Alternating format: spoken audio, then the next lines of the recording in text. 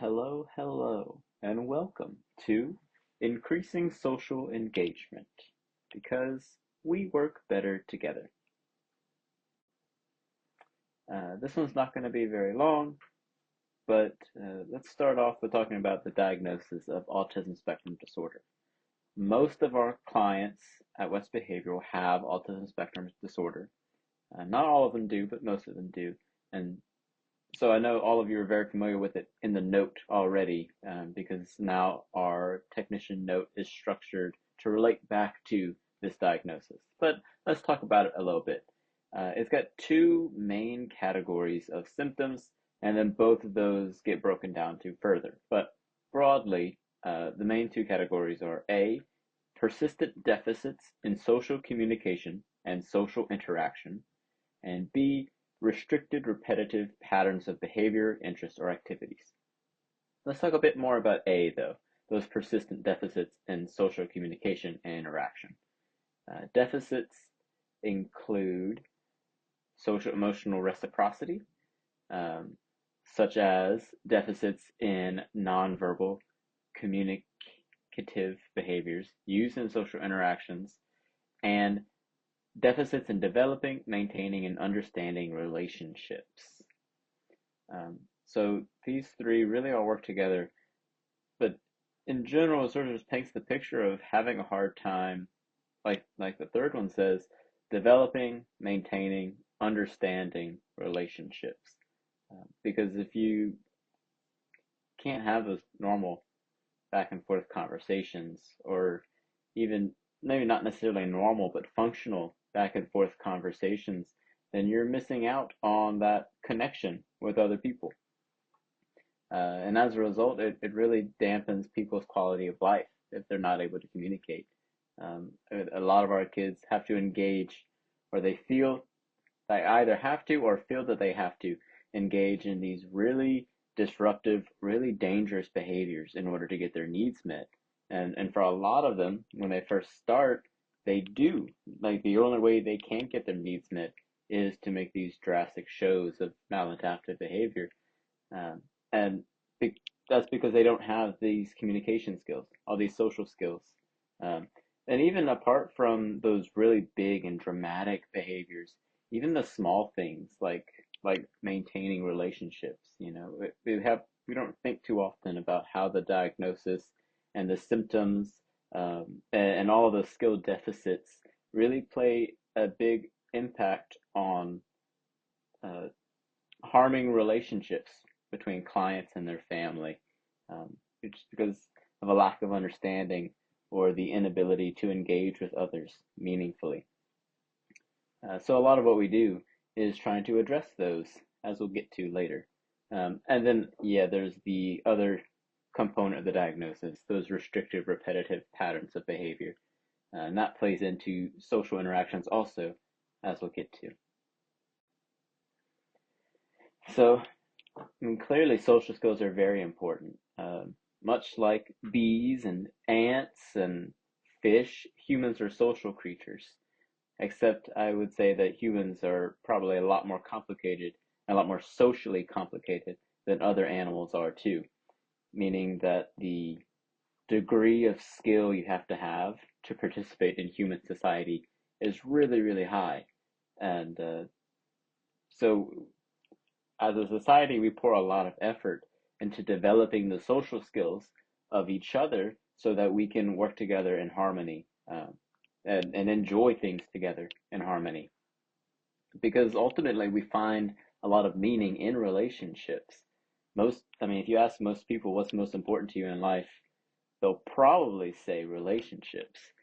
And then we sort of all decided together that we want to we want to value each other and hold relationships and love and empathy and loving kindness and all of that as being most important.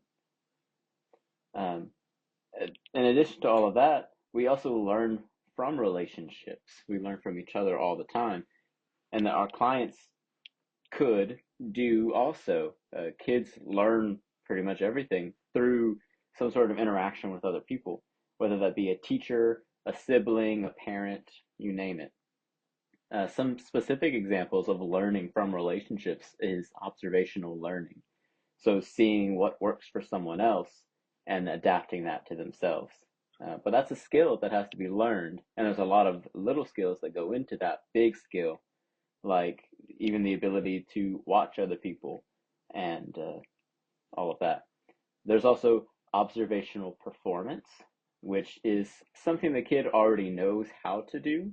They just don't know to do it until they see someone else. And when they see someone else raising their hand to talk to the teacher, then the kid's like, oh, I know how to raise my hand. I can do that right now. And they start doing it more. And then, of course, all of our verbal things that we're teaching, all the manding, the tacting, intraverbals, that relies on another person in the environment, meaning that they're inherently social. Um, uh, Clearly, a big part of what we do as ABA therapists, ABA technicians, clinicians, is develop these social skills in our clients. Social this, social that. What are social skills? And let's relate it back to the diagnosis of autism too, those deficits in social skills in general. So social skills in the field of behavior analysis is anything that involves another person. So that could be initiating and maintaining conversations, attending to the face of a speaker. Faces have a lot of information in them. Reading and responding to social cues, of which there are many, giving social cues, like communicating with your body language to other people. Uh, I often think of how we'll like fidget with our keys or move closer to our purse or something in order to communicate either that we're ready to leave or I'm ready for you to leave or something like that. Minimizing disruptions to others. So you can imagine someone who burps openly, farts openly, they pick their nose publicly, they'll blow their nose wide in the open, they slurp, they chew with their mouth open. So, kind of teaching the replacement for those can be really meaningful, not just for our clients, but for anyone, uh, because there's a social skill in being pleasant to be around and sort of managing what I do in public so that I'm more pleasant for other people to spend time with me. And it relates back to those difficulties maintaining relationships is if someone walks up to me and they smell bad and they're all up in my face and like they're just being gross, I'm much less likely to want to hang out with them in the future. And this individual might not even know that I'm avoiding them because of these deficits in what I would consider to be social skills. Um, Another one is engaging in turn taking during interactions, uh, whether that be back and forth conversation, playing a game with somebody, like an actual game with rules and stuff, right? If someone keeps cheating or keeps skipping my turn, I'm going to be frustrated and I'm going to be less likely to want to play with them in the future. Or even like taking turns with toys, just any sort of back and forth that fosters further relationship. Um, and then going along with it, the second part of the diagnosis, the restrictive repetitive patterns of behavior, interest, uh, this often comes out in a lack of generalization in kids with autism. And what that means is that you learn something here, like say in the classroom with your mom, or with your in the classroom or with your mom, but then you can't do it here. You don't apply it here. So then you learned it in the classroom, but then when you go to the library, you can't do it anymore because you're not making the connection there. Or you learn it with your mom, you talk to your mom this particular way, and then your dad walks in the room and you completely switch up. So we see this a good bit where maybe we'll teach what a dog looks like to one of our kids, and then we'll show them a different breed of the dog, still a dog, but they don't recognize it as a dog. That's a lack of generalization. They're kind of like super restricted in how they apply that new skill. As it relates to social skills, we spend a whole lot of time as technicians, as the therapist, whoever, teaching social skills to kids, like teaching how to ask for things, how to label things, how to have a conversation, how to take turns in games, and that's fantastic. That's super useful. Hopefully, they generalize that to be with all adults. So not just you, the kid and I play well together, but because the kid plays well with me, they can generalize to other adults. That's one benefit of having so many technicians work with a kid throughout the day, throughout the week, is that it's sort of built in that it's not just like this one person who's expecting me to ask for things, who's expecting me not to get up all on their grill, but every adult that I've seen today has had this expectation. I bet all adults do. So that's pretty cool. And hopefully that kind of happens. Sometimes we have to go out of our way to teach that generalization. Um, Also, teaching interactions with the client. Uh, one issue with this is that the technician always has authority over the client. So no matter what, I mean, like you can play, you can both be rolling around the floor, doing whatever. You can pretend to be a kid's equal in the clinic for a little bit, but ultimately you're still responsible for the well-being of that kid, and you're still responsible for them not to go around and bully other people. And in many other ways, you're always going to be a caretaker while you're in session with a kid. So there's always a power dynamic there, and it needs to be there because they're still a kid and all. But there's always a power dynamic, and so the social skills being taught are always this sort of uneven social skill where there's this someone with power and the kid is the one without power. But what about peers? Because a peer, by definition, is equal, shared power level. Um, are our kids able to use all those gained social skills with other kids? And this does not depend on age, it's just non-adults. There's certainly the need to teach how do you interact with people with the same power level as you, the same power structure as you. Also, adults are consistent, they're forgiving, and they're problem solving. Other kids aren't. So if one of our kids walks up to an adult and mutters something, the adult is really interested, probably because they're the technician and it's their session and they want to have a good session and all. And so they're going to put a whole lot of energy and effort into understanding what the kid said or was trying to say. They're going to ask follow-up questions. They're going to like lean in, really squint and trying to figure out, what are you saying? What is that? Huh? If that same client walked up to another kid, say on the playground, on the park, wherever, and they muttered something, the other kids are like, mm, and they're going to move on. And also, if one of our clients is being messy, being rude, being disruptive, we as adults can put up with that. But would another kid in the school setting put up with that? So there's definitely the need to teach in the context of other kids, not just teaching how to react and interact with adults. So, how do we go about doing this? How do we teach social skills between multiple kids? Well, firstly, we need to pair peers together, condition peers as reinforcers in the environment. Um, if you've seen the other video for this training day about pairing, this relates back to that. So our clients are never going to interact with other peers if they only ever associate peers with losing toys, being blocked, loud noises, funny smells, all that other stuff.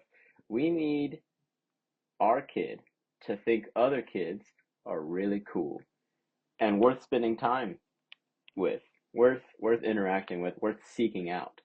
And so we have to begin by pairing peers with good things for our learner, setting up situations where, hey, because this other kid is next to you, this extra good thing is going to happen. So maybe you could arbitrarily make a game like, I will give you an M&M every time you stand next to another kid. You might not even have to tell them that. Just somehow creating situations where when kids are together, extra fun things are happening. Because I hope that be true for all of us, that we have more fun, more engagement when we're together as adults, when we come together, than when we're by ourselves. Uh, that's sort of a learned thing, though. So it's our responsibility to teach that, to make that happen. Another way to teach social skills between peers is to provide and fade those prompts over time. So providing some kind of maybe full verbal prompt, partial verbal prompt, something like that, so that our client makes a request to other kids, or maybe tax things to other kids, asks questions to other kids, offers toys to other kids. But the important thing is to fade that over time. Because if the only reason our kid is interacting with another kid is because an adult told them to, they're still relying on the adult in the situation. They still don't have those actual social skills between peers that we're hoping to foster. So provide and swiftly fade prompts as much as we can to try to foster those independent interactions between multiple kids and make opportunities. Um, we'll talk about making opportunities some more in a second, but first, let's take a look at this. So this is a graph of social opportunities in the annex because that's where I am most of the time. Um, and because also it's a big open space, right? And a big reason for the open space in the annex is to foster those opportunities for social engagement. Though in the main building, we can still do this by picking up a kid and moving them to another room, or offering for the kid to maybe arranging for two clients to meet up outside or to meet up in the sensory room or something like that. But here's just a graph of how frequently kids were even near each other. So not necessarily even interacting, just near each other in the same bubble as one another. And you can see that it sits around 30% of the time. So of every time I checked, 30% of the kids were around one another. A lot of the times, this was because of group, not 100%. But at least, for 15 minutes every hour or so, the kids do get together for group, and that's neat. But that's also arranged by the adults and typically led by the adults. So it's not really fostering that kind of independent peer play social engagement that we're looking for. Um, I think it would be pretty meaningful if most of the kids spent most of the day at least with the opportunity to interact with other kids. It's not always possible because there's aggression and there's uh, schedules and there's bathroom trips, there's lunch, and some kids are allergic to some things. It's not always possible. It would just be really, really neat if we could maximize the amount of time that kids spend near each other so that on the off chance they do initiate, ask a question, offer a toy to someone else, that there's another kid around who's going to accept that, hopefully, and increase social engagement overall. So, how do we make these opportunities? Well, yeah, the first one relates back to that graph, and that's arrange for peers to play together. Just plop them next to each other. Specifically for that measurement, I was looking at two kids within 3 feet of one another. Um, Sometimes they would play like chase, but it's not very often that the other kids are playing chase together. So one thing we can do is just arrange for them to play together, sit them right next to each other, even with their own separate toys. Granted, we do need to maintain safety by placing like an adult or furniture between aggressive clients. So if you have a kid who's known to aggress, maybe have them face to face and not side by side so that there's some distance between them. If one of them is gonna strike the other one, they have to reach over the toys. You can see it coming, you can be there and block it. Another thing would be to just prompt one kid to play in the area of another. If one kid's already plopped down with blocks and your kid's looking for a place to sit so he can play with his cars, put him like, I don't know, maybe back to back or maybe close enough so that they're around one another, uh, maintaining boundaries as we've discussed already as needed. And then you can even invite other clients and technicians to come play with you and your kid. So if you see them fishing for toys, you be like, hey, look, why don't you bring your kid over here? This goes for the main office as well, where you can walk around or send out a text like, hey, look, I got plenty of room in here. Somebody come hang out. Assuming that the kid is in a spot to do something like that. Um, Also, we can find opportunities to teach cooperation. So we can have clients ask one another for help. Our kids often come to us and ask for help, but once they've got the concept of asking for help, maybe we can like get them to expand that, to generalize. Like, hey, it's not just adults who can help you. Sometimes other kids can help you too. Maybe we can even give clients jobs to pass an item to another kid or go tell another kid this. Completely arbitrary. I mean, everyone loves bubbles, right? Everyone loves balloons. So at the very least, you can be like, hey, look, go give this bubble wand to so and so. Hey, bring them this balloon.